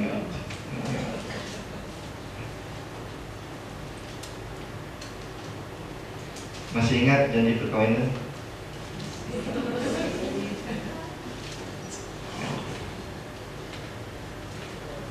Jadi saya kalau membaca ini selalu menarik, selalu senang saya membaca teks ini walaupun saya tidak kawin. Tapi membayangkan bagaimana ya orang yang memang ya dengan hati yang ingin membujuk kembali itu kan. Rasanya itu loh sejuk. Bukan di sini Allah yang balas dendam, Allah yang pemarah, Allah yang penghukum. Nah, jadi kita menemukan sungguh-sungguh Allah yang mau mengerti, Allah yang mau membuka selalu pintu, Allah yang selalu menanti seperti kata Yesus di pintu gerbang, di pintu rumah anaknya yang pulang. Nah, memakaikan jubah dan cincin walaupun anaknya sudah buat macam-macam, pokoknya ini anakku kembali ya. Ini istriku lah, kembalilah kepada. Maka tadi gambar itu yang menarik itu kayak ini. Hosea dengan Gomer. Hosea dengan Gomer. Jadi apa yang bisa kita lihat? Pertama-tama siapa Allah? Allah adalah kasih yang setia tanpa batas. Tidak ada syarat untuk Allah. Aku akan menjadi suamimu asalkan, tidak ada kata asal di situ. Aku akan menjadi suamimu jika, tidak ada kata jika di situ. Dia tetap memberikan seluruh kemungkinan untuk kembali. Apapun yang kamu buat sebelumnya, untukku itu tidak terpenting. Yang penting kamu datang kembali kepada. Dan di satu pihak harus kita sadari, akui bahwa orang Israel sering sekali, bukan orang Israel ya, manusia secara umum, kita juga mungkin sering sekali tidak menghargai kesetiaan Allah tersebut. Bahkan Allah maha baik, udahlah saya buat yang lain, nanti kalau sudah tua balik kembali kepada Tuhan. Kalau masih sempat balik, kalau tiba-tiba sudah di tengah jalan geng jadi kita sering tidak menghargai kasih setia Tuhan atau menyepelekannya. Dan Allah selalu bersedia menemani umatnya dalam seluruh jatuh bangunnya. Tapi dia mengharap supaya umatnya belajar dari kesalahannya, belajar dari pengalamannya. Jadi kesadaran umat untuk mengingat kebaikan Tuhan akan membantu mereka menyadari kesalahan, menyesali, bertobat kembali kepada Tuhan. Dan kepada mereka yang bertobat kembali, Allah pasti, itu bukan kata mungkin lagi ya, pasti, kepastian yang melebihi kepastian manusiawi. Allah pasti akan memberikan pemulihan dengan kondisi yang tidak kalah. Maka tadi dikatakan, aku membawa engkau kembali kepada gurun. Aku begini-begini loh. Kita dulu begini, kita kembalikan dulu. Kalau bisa lebih baik lagi. Bisa lebih baik lagi. Pokoknya jangan takut. Walaupun kamu sudah salah begitu besar, kita akan usahakan membangun kembali yang seperti dulu. Kalau bisa lebih baik lagi. Mungkin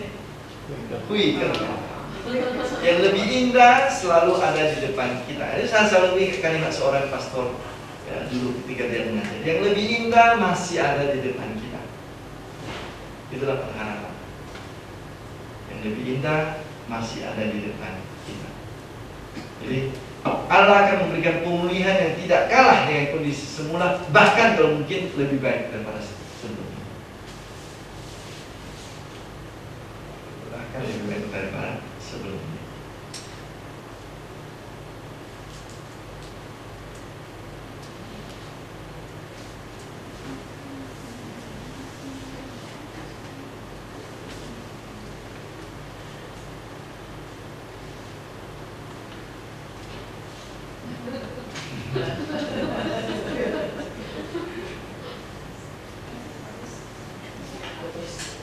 Ya udah setengah 9. Makan yang enak itu jangan sampai terlalu kenyang. Tidak enak lagi. Masih ada sedikit laparnya tapi sudah stop. Baik, terima kasih.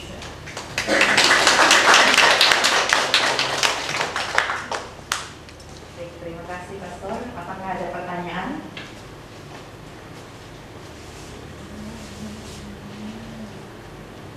Ada ya? Ada pulang awal.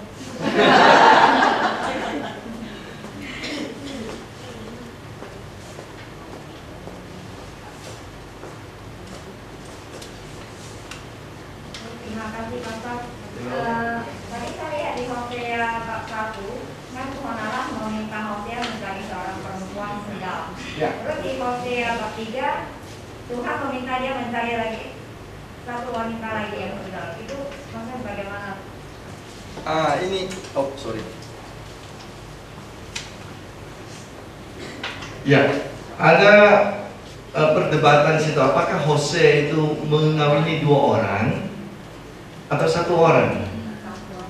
Tetapi kebanyakan para ahli mengatakan sebenarnya wanita yang sama, si Gomer itu. Hanya tidak dikatakan namanya lagi yang kedua itu. Supaya apa? Untuk menunjukkan bahwa Allah memang sungguh-sungguh selalu rela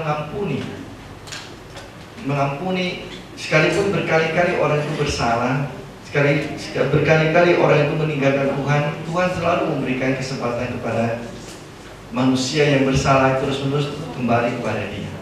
Soalnya di Hosea bab 3 kan Allah mengatakan bahwa dia membeli wanita itu dengan seharga berapa, tapi tidak menyentuh dia. Juga meminta perempuan itu tidak maksudnya itu bersama dengan laki-laki lain. Jadi, Itu simbolisasi saja. Dengan kata lain bahwa dia mengawini, katakanlah si Gomer itu, supaya tetaplah Gomer itu usahakan, sekarang berusaha ya, kan tidak menyentuh dia kan itu. Supaya sungguh-sungguh si wanita itu tetap berusaha untuk memperbaiki dirinya kembali. Itu simbol, bukan kenyataan bahwa itu dia mengawini, tapi itu lebih sebagai simbol saja. Baik. Ada lagi?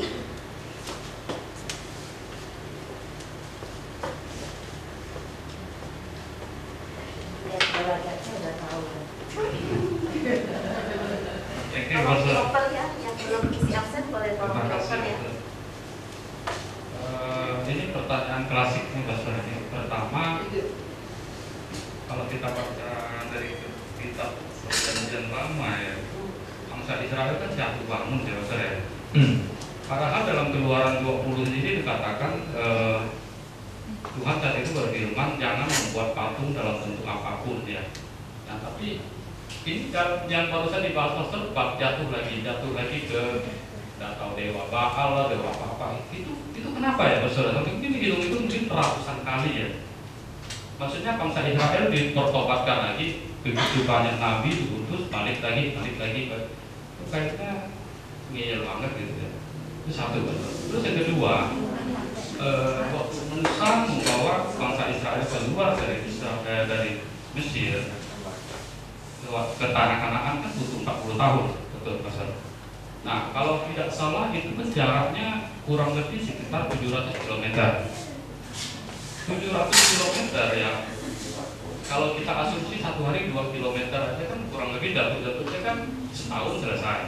Nah, memang saya baca itu apakah itu menggambarkan memang ada proses iman di situ sengaja diputar-putarkan supaya diuji imannya, karena ini bolak-balik kembali ke dosa lagi, ataukah katakanlah kondisi yang begitu sulit saat itu alam atau apa ini, atau mungkin ada makna lain dengan cara iman gitu Pastor. Baik. Pastor. Jadi tentang kembali jatuh bangunnya orang Israel itu bukan hanya orang Israel demikian, secara umum manusia begitu. Kalau kita baca, sebenarnya apa yang dialami orang Israel itu adalah menggambarkan perjalanan manusia beriman kepada Tuhan. Kalau kita baca dari kitab Kejadian pertama sampai dengan kitab Wahyu, itu sebenarnya cerita yang sama berulang. Manusia dekat dengan Tuhan, suatu saat kemudian pelan-pelan jauh, lalu kemudian meninggalkan Tuhan, dapat penderitaan, bertobat kembali, begitu terus. Mulai dari kitab Kejadian sampai dengan kitab Wahyu sama saja. Jadi apa yang digambarkan tentang orang Israel itu adalah gambaran tentang siapa manusia itu sendiri. Jadi dua hal kebenaran sebenarnya yang tidak berubah dari kitab suci ya. Kitab suci itu mengajarkan kebenaran yang tak dapat sesat. Dua hal. Pertama, Allah selalu setia dalam janjinya untuk mengasihi manusia. Yang kedua adalah manusia hampir selalu gagal untuk mempertahankan ikatan kasih dengan Tuhan. Itu dua selalu berulang. Baca itu saja. Nah, yang paling gampang adalah kitab Hakim-Hakim. Jadi Pak, dia akan kembali begitu terus urutannya itu. Nah, Sampai bosan katanya. tapi Allah tak pernah bosan, itu pula hebatnya kan itu. Itulah karena itu. Lalu yang kedua, ya 40 tahun itu tentu jangan bayangkan tiap hari mereka pindah-pindah. Ya capek lah, wah baru saja mau istirahat, woi pindah, bongkar kemah, baru pasang kemarin, pasang kemah. Mungkin mereka sekian bulan di situ, mungkin juga ada yang sekian tahun di situ. Gitu. Tapi kan Allah sudah mengatakan semua yang usianya 20 tahun ke atas tidak akan masuk ke tanah Kanaan. Hanya 20 tahun yang usianya ke bawah, waktu keluar dari tanah Mesir, itu yang akan masuk tanah Kanaan. Yang 20 tahun ke atas akan habis. Kecuali dua orang, Yosua dan Kaleb. Karena dua orang inilah mata-mata yang masih mencoba membangkitkan semangat orang Israel. Kan mereka sebenarnya sudah dekat gerbang Kanaan. Lalu ketika mereka memutus mata-mata melihat ke dalam, lalu mereka datang dengan segala macam barang bawang yang bagus-bagus kan. Wah, kambingnya juga besar-besar, gemuk-gemuk, dombanya lagi, buahnya juga besar-besar, manis-manis. Enak sekali kamu. Raksasa, kita pasti kalah, gak bisa masuk, mati kita semua. Wah, udah nangis semua kan itu. Gara-gara provokasi dari sebagian besar mata-mata itu. Mereka bilang, kita dibawa ke sini untuk mati bersama mereka, bagus kita kembali ke. Oh, Tuhan marah. Hanya dua yang mengatakan jangan takut, Tuhan bersama kita. Kaleb dengan Yosua itu kan. Kalian semua 20 tahun ke atas ini, tidak seorang pun akan masuk ke dalam, kecuali kalian dan Yosua yang 20 tahun kedua ke bawah baru yang akan masuk. Kenapa? Ini belum terkontaminasi nih. Yang ini, yang 20 tahun ke bawah ini belum terkontaminasi. Yang ini sudah, otaknya sudah kacau balau ini. Habiskan semua ini, potong generasi ini. Tek. Nah, jadi karena itulah 40 tahun diperlukan untuk menghabiskan generasi 40 tahun ke atas, 20 tahun ke atas itu. Termasuk Musa juga. Kasihan. Aduh, kasihan Musa. Sudah berkorban banyak kan, ditinggalkannya tahta kakeknya, kakek angkatnya kan itu. Dia kan sudah diangkat anak oleh putri Firaun. Sudah tinggal nanti duduk di tahta, ditinggalkannya, datang ke umat Israel, dimarah-marahi mereka pula, diomeli lagi mereka pula. Lalu sampai saat terakhir, Musa, engkau tidak masuk ke tanah terjanji.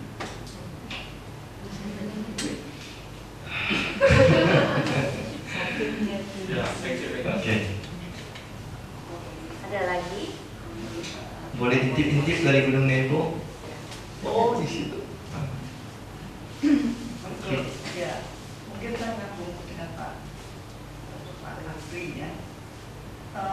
Apakah mungkin karakter Israel memang begitu ya? Kalau tadi dari yang kita Amos tadi yang berkarya di tengah-tengah masyarakat Israel yang sebenarnya makmur, sejahtera, tetapi tidak adil dan tidak benar tadi, dan bukan memperingatkan lewat Amos untuk itu tadi.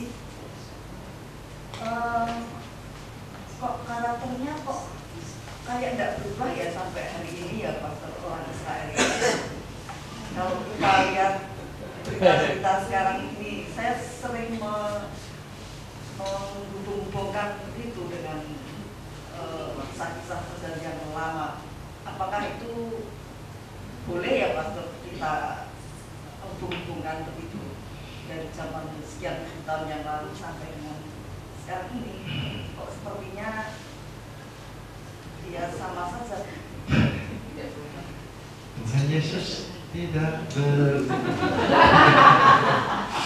Jadi orang Israel tidak berubah. Kitab suci itu ditulis adalah refleksi iman atas pengalaman para orang beriman, dan orang beriman itu adalah orang-orang Israel. Itu ditulis sesudah kejadian itu. Jadi bukan waktu misalnya kerajaan utara hancur langsung ditulis. Misalnya kitab Ulangan, itu tidak ditulis pada saat misalnya Musa hidup.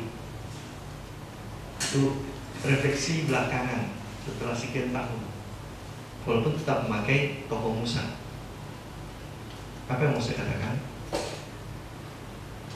Orang itu sekarang setelah mengalami sekian lama suatu peristiwa berlalu, lalu mulai menafsir dalam pengalaman imannya.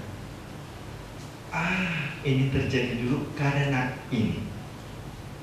Nah, pada saat kitab Taurat Musa ditulis, itu adalah masa di mana orang Israel sudah di pembuangan Babilonia tahun 530-an, 540-an. Setelah mereka dibuang ke Babilonia 507 sekian kan, mereka mulai dibuang sampai dengan 532. Pada waktu itulah mereka merumuskan ulang kembali secara tertulis pengalaman-pengalaman iman mereka dari nenek moyang mereka, sejarah mereka. Mereka mulai merenungkan mengapa kami hancur seperti ini, mengapa kerajaan utara habis sekian ratus tahun yang lalu, mengapa kami sekarang tidak punya tanah air lagi, kami dibuang ke tanah asing. Dalam kacamata itu dulu mereka menafsirkan dan mereka menafsirkan bahwa ini adalah akibat dari dosa kita sendiri. Apa itu? Meninggalkan Tuhan, tidak setia kepada Tuhan. Jadi buku Taurat Musa itu ditulis dengan tekanan mengingat kembali refleksi iman mereka akan terutama kehancuran bangsa mereka. Allah telah berbuat demikian banyak kepada kita, ternyata kita tidak bisa menghargai Tuhan. Kita meninggalkan Tuhan, kita melupakan Tuhan, kita terlalu larut dengan segala kesenangan manusiawi. Karena itu tidak heran dalam cerita tentang orang Israel muncullah tekanan-tekanan terhadap kebebalan mereka, kejahatan mereka. Karena ini adalah refleksi iman mereka. Mengapa kami begini sekarang? Mengapa kami begini sekarang? Itu setelah hancur kerajaan utara dan selatan.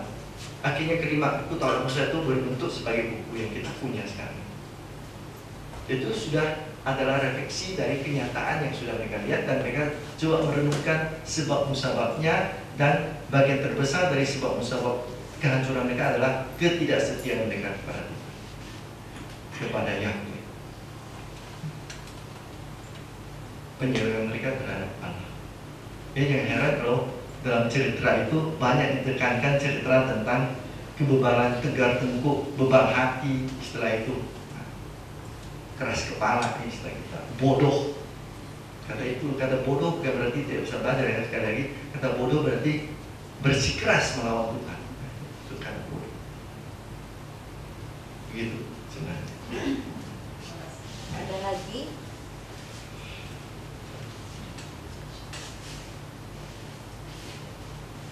Sudah? Sebenarnya masih banyak ya. Masih ada hal yang besok.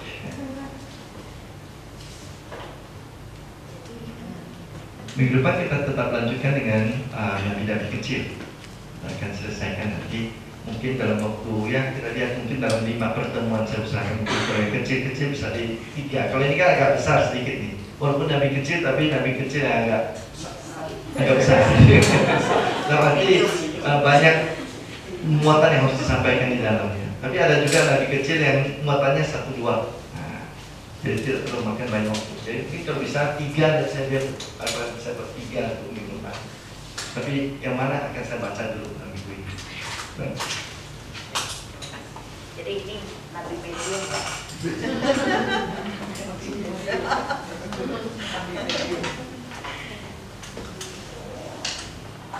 Baik,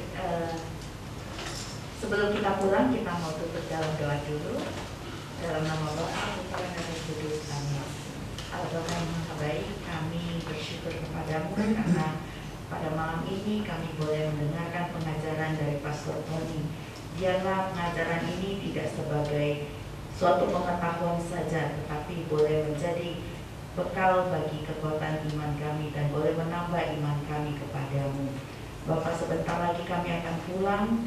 Berkatilah perjalanan pulang kami, dan sertailah kami di hari-hari mendatang ini. Dan juga kami mohon berkat melalui pastor kami. Tuhan bersamamu. Semoga Maha Kuasa memberkati saudari-saudara sekalian. Perjalanan kita kembali ke rumah masing-masing dengan aman dan selamat. Istirahat kita nanti malam dengan tenang, tentram, dan bangun kembali esok dengan badan yang segar, dengan kesehatan yang penuh untuk melaksanakan rencana kita. Bapa, Putra, dan Roh Kudus. Amin. Selamat.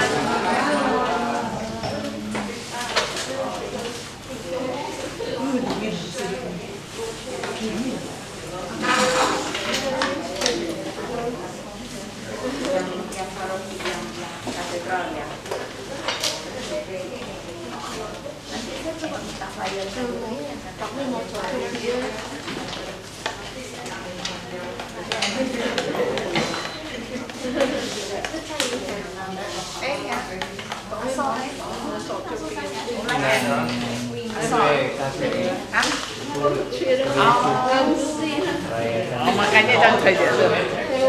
Bawa biasa warna pagi. Pagi yang tuh.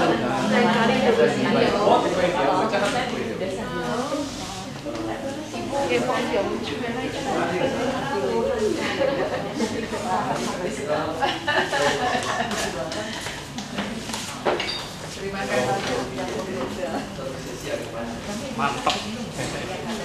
Ya. Payung cepat tinggal bro. Tetap ada KSN-nya itu